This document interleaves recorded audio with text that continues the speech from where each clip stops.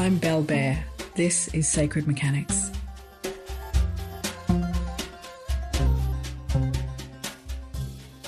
I'm recording in my car, which seems to be the best studio in town at the moment. If you've been listening to other episodes, you'll know that I recently moved to a little apartment by the beach, but it is insanely noisy.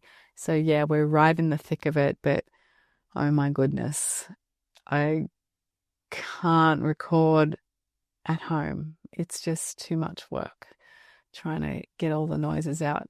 So I'm usually recording in my car, and sometimes I'm recording when I'm driving. So you probably have heard a couple of episodes where you can hear the car controls going, like the indicator and stuff like that. So just bear with me. I'm sure as time progresses, I'll be able to find the sweet spot of where to record without too much difficulty. I also don't really record video much. I'm not sure about you, but I'm super low maintenance on my beauty routine. And as a middle-aged woman, I don't know if it washes that well on social media. So I'm sometimes, when I feel like recording, I'm so I'm not sure what the word is, bedraggled. I don't know. My hair is always super messy. I don't wear makeup, no manicure, no nice clothes for the camera. I just don't have this vibe. And it's an area of self-improvement, I know, but I just like to be natural and go with the flow. Hence, only a couple of videos of me so far, but I will get there. It'd be really nice to have the video element to these recordings. I'm sure it might create a better connection between myself and you, the listener. Okay, I don't know why I'm telling you that. And so this week has been really great. I've found a couple of awesome subjects that I'm not going to talk about today because they're going to require a fair bit of research on my part. I love researching. I love being given these missions where I deep dive into certain subjects. One of them is going to be thought forms, or I think they're called egregores, and the other one is the magic of salt. So you'll see those come through in the next couple of weeks, and they'll be more technical, I suppose, and just explaining and teaching stuff. But this one, I'm going casual, and I wanted to talk about mediumship.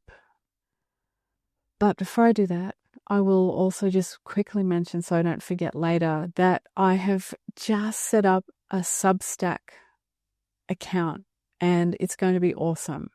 So there I've got all my emails, all my podcast stuff. I'll be opening up a chat thing, like a aspect if you are a paid subscriber, and I'm trying to make it as affordable as possible. I think at the moment it's $5 or $6 Australian per month. So if you're in the US, it's $3 or $4 US a month.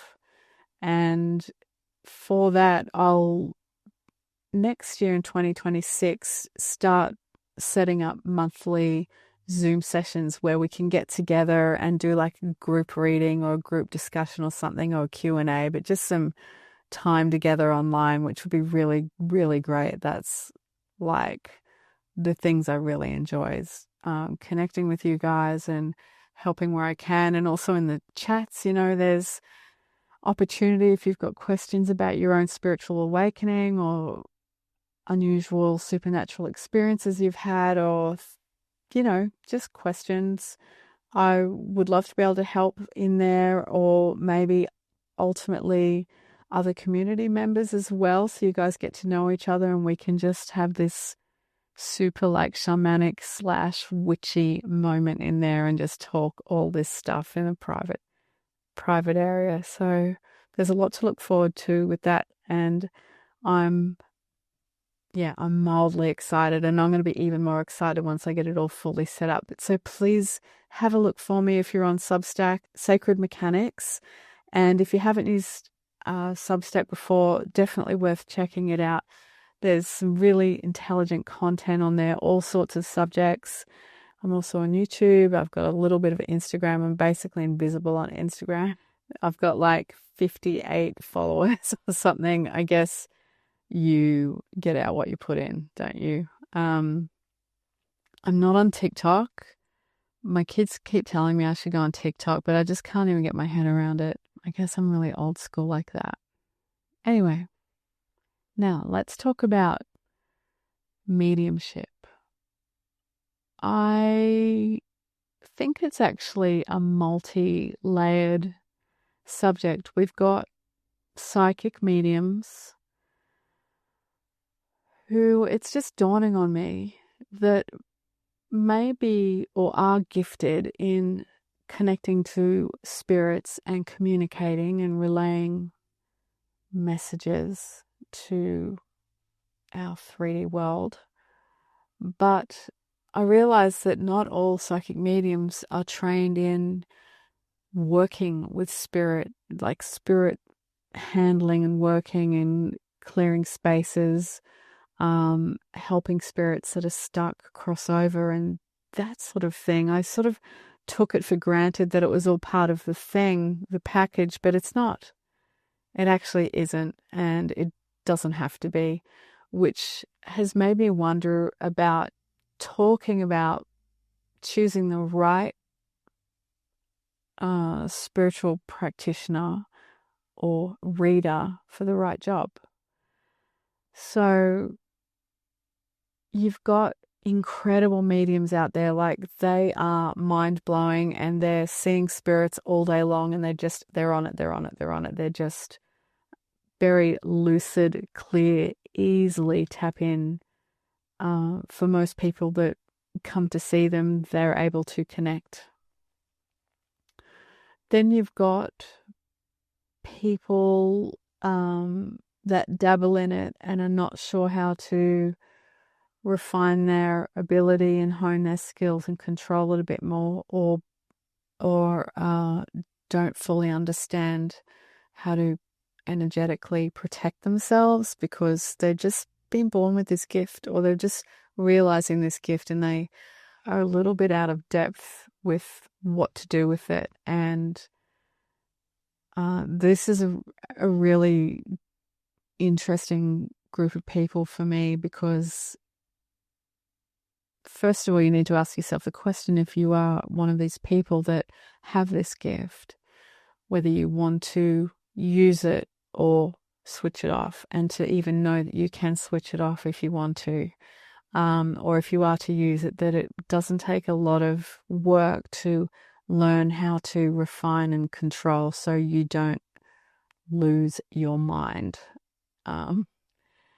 Then there's the psychic medium slash shamans like myself that have a more well-rounded training, where I was trained in energy healing, but also working with spirit before the clairvoyance and all of that just sort of became part of it. It's sort of a byproduct of doing the work. But when I was at the peak of my training, let's say 15, 20 years ago, I'm not sure, I was wide open and I was seeing spirits of people, animals, unidentified things everywhere I went all the time. And I couldn't handle it. I became very afraid. I was scared of everything. And then if I wasn't scared, I was crying because I was sad. So I'd be doing readings and I think maybe because I had young children myself at the time, most of my readings tended to be grieving parents that had lost little children. And I had to quit. I had to tune into my guides and my angels that I work with and plead with them to stop bringing this to me. And I just, like a valve, I just sort of switched it off. For several years I switched it off, and even now walking out in broad daylight, things like that, I'm not going to see a spirit. I'm not going to cross them in the stairwell. I'm not going to see them if I'm sitting in a temple or a church or at the bus stop. No spirit is going to come up and say hey to me because I've closed that part off. How I do it instead is I go into a trance and work that way. And I find it much safer for me because I'm not going to be, getting, what's it called, jump scared every few hours of my life, or being too scared to go to bed and turn the lights off. I've been there, done that, and it's not a way to live. I think finding what works for you, where you can set up an energetic environment or a room in your mind where you go to connect, is way better. Anyway, my point is that there's all these different ways to work. Psychic may not be a medium. A medium may not be a spirit worker or energy worker. A psychic may not be an energy healer, and so on. Some of the people working in this field have very strong gifts in one way. Some are more generalist. I feel I'm more of a generalist, or I've done, because of my age and working for decades in it, I've had time to spend extended amounts of time in different modalities. So that's what I'm doing. I'm not sure what I prefer, but I think it's I think whatever comes in for a reading of the most helpful to the person at the time. So when I was running my little shop just for a few months last winter, my favorite readings were the ones where people would come in and we'd do a bit of a reading. It generally wasn't medium work, but it was more work about spirits that were maybe not not human. There was people that would come to me for help because they felt like they had negative attachments, or they felt their house was haunted, or things like that. And that's where I felt like I was in my element of going in and challenging that spirit or that presence or elemental or demonic sort of field, and work with it to clear that person and relieve them of that stress if they were finding it very upsetting. And also the energy healing. And then through that, we're getting that intuitive and clairvoyant guidance for them moving forward and looking at their life and their world and their options through a new lens that's uplifting and healing for them. I'm seeing some super awesome mediums that are not just great at what they do, but they're really entertaining and really funny. So I'm all for it, and I see that there are gaps in their knowledge, and they're very open and humble about it, that they'd like to know more. So I guess I'm also trying to figure who my audience is too, where I've got my clients that I've worked with and helped, but there's also other mediums and psychics coming through that are tuning into their abilities now and want to help others and want to serve or want to understand what their role is with these gifts. And I want to work with you guys that are experiencing that as well, by passing on knowledge through experience or passing on things that I've been trained about, so you can try that on for yourself or discuss it, think about it, research it, and all that sort of thing, so that you feel safe in your work and that you feel protected and that you can feel the sense of purpose in it that you should. It's not just like for entertainment. Like, why is that door open for us to connect with spirits? It's for healing and growth, usually, to help others, to help spiritual evolution and that sort of thing. I've had some experiences that have made me want to switch it off. And, I think I feel like I have to talk to you about this, because I'm wondering whether to ask to have the the door open again for my mediumship, like wide open how it was. Maybe I'm a bit older and wiser now and I don't have young children, and maybe I won't be scared anymore. I'm not sure, where I can be out in the street and see a spirit and I'll be cool with that. I think if I can get there, I'll feel more whole and complete, that I'm serving others as I'm supposed to, because I'm definitely, I admit it, like absolute chicken and wimped out of being on all the time. And if you're a psychic medium that's on all the time, tell me how you do it. How do you handle it? Don't you freak out sometimes? Even after all these years, I don't like it as much. Anyway, here's a couple of reasons why I don't like it. One day I was standing on my balcony where I lived, looking down into the backyard, watching my dog. And then I saw a little girl that looked like she was 7 or 8, dressed in a old-fashioned black and white, like school uniform, like a convent sort of uniform. And her skin was like jaundice. And it was just half her body, like I couldn't see her legs. It was just her top half, like she's coming out of the bushes or the ground. And she was patting my dog. And she was thrilled to see the dog, and she was embracing it and laughing as my dog was sort of standing there, kind of interacting with her. And there was nothing I could do except watch it. And as soon as I really concentrated on her, she faded away and disappeared.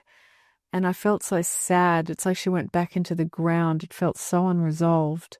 And that left me thinking about it for days and days and days.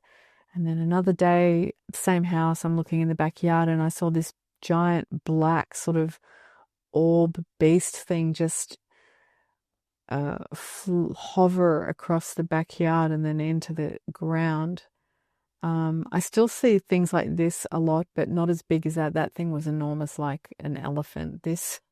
I saw a little one recently that sort of drifted in between 2 crows that I was watching, and the crows spooked, like they jumped away, and then that dark energy or entity disappeared, and then the crows sat back down and carried on with what they were doing. It was so interesting how the animals reacted.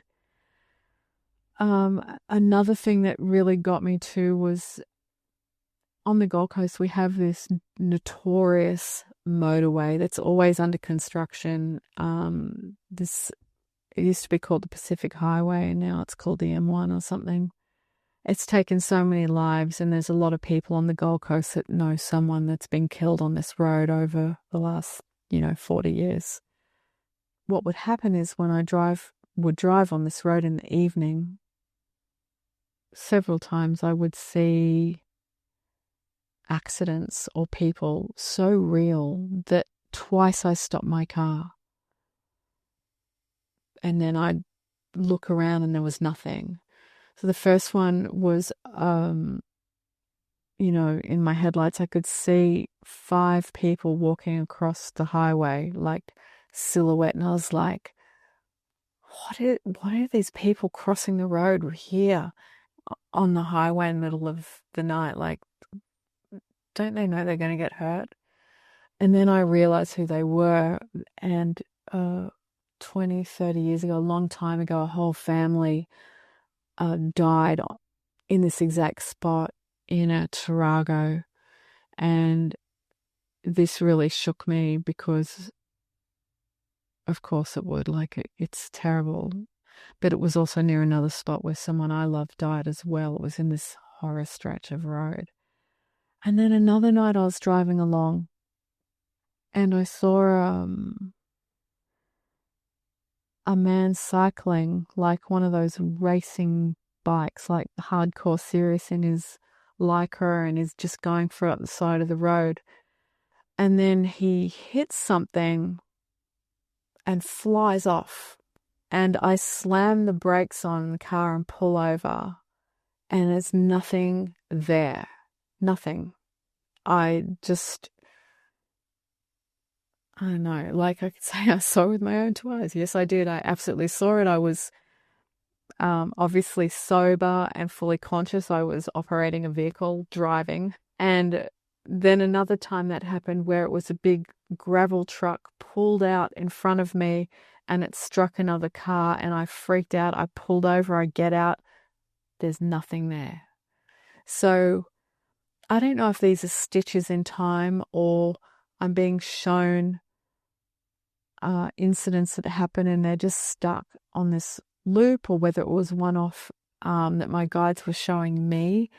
But it became ridiculous where I couldn't drive, I couldn't do anything. I didn't know what was real and what wasn't. I'm pretty sure people in the past would have been locked up and institutionalized for this. And I had to beg them to stop and just close that door and pull that down, and they did. But what I've struggled to find is that perfect volume or temperature of it, and maybe that's what I need to do, because sometimes when clients come in to see me for a tarot reading or energy healing, they say, oh, do you think you can connect with so-and-so that passed? And I have to say, no, I'm sorry, I didn't know this was going to be a mediumship reading and I'm not prepared for that. And I'll try and get through to them, but I often don't get anything for them when put on the spot like that.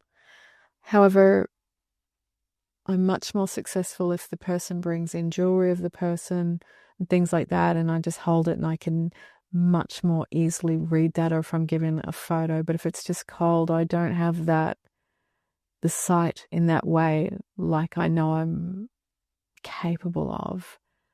I'm really interested to hear how you guys work, if you are professional mediums or psychics, or just practicing, or just not professional and it's your thing and you know how this goes. Like, how do you control it, and do you find that you can switch it off and on? And it's a deeply unique and personal thing. Anyway, I feel like I want to open it right up so I can really get amongst it and do way more psychic medium readings. But at the moment, I'm very comfortable in pulling demons out of haunted bedheads and old wardrobes in houses, and I do a lot of space clearing and things like that, and I have no problem with this, which is interesting, but maybe it's because of my training. I was very well instructed by a few different old teachers on how to deal with these energies and entities, and that we are far more powerful than them because this is our domain in the 3D. Well, I hope you found that interesting, just me sharing how very psychic I used to be with mediumship and how I don't see things. I don't see dead people anymore. Let me know. I think I might start meditating on opening that up and getting back into it. I'm also getting back into using the pendulum and a few tools, because I only use tarot on no tools, but tools are fun, I think. And I think it's more engaging sometimes too for the sitter. It can be more interactive somehow. So yeah, love the tools. Anyway, I'll be back with some super informative episodes in the next couple of weeks about the magic of salt and thought forms. That's a whole big world to discuss. It's really fascinating. Love it. See you on Substack. See you on my email list. See you on YouTube or wherever you want to be, or Spotify, Amazon, Apple Podcasts. I'm so happy that we have found each other, and talk to you soon. Thanks for listening. I'm Belle Bear, and this is Sacred Mechanics.